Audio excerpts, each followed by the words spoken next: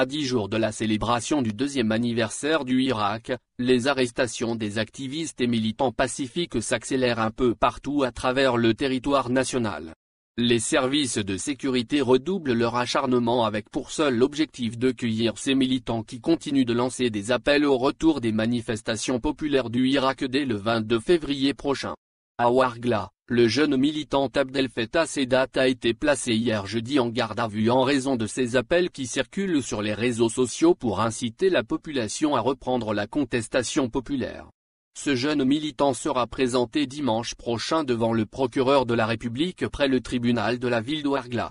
Administrateur de la page Facebook, Le Sud après le 22 février, Irak populaire, en arabe.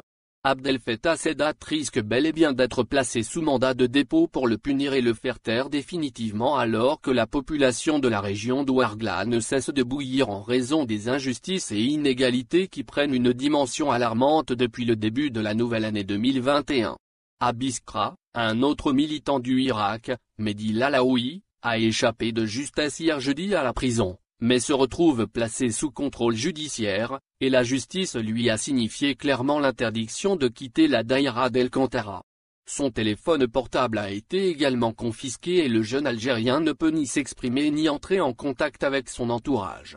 Un cas inédit car Mehdi Lalaoui a été arrêté par la police d'El-Kantara dès le lundi 9 février pour avoir posté une vidéo sur son compte Facebook où il décrit ses déplorables conditions de vie, qui l'empêche de s'acquitter des amendes que lui infligent régulièrement les magistrats pour briser son élan favorable à une reprise du Irak.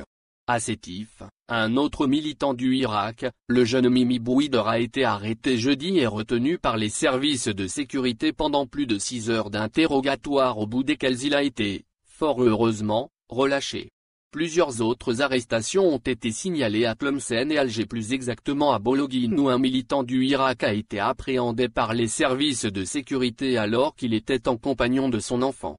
D'ici le 22 février, plusieurs procès devront avoir lieu à Ouargla, Sétif, Tizi Ouzou et plusieurs autres wilayas du pays.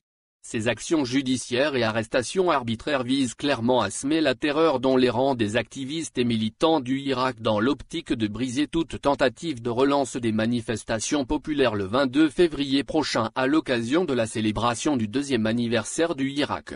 Le retour des manifestations populaires alimente une véritable anxiété au plus haut sommet du pouvoir algérien.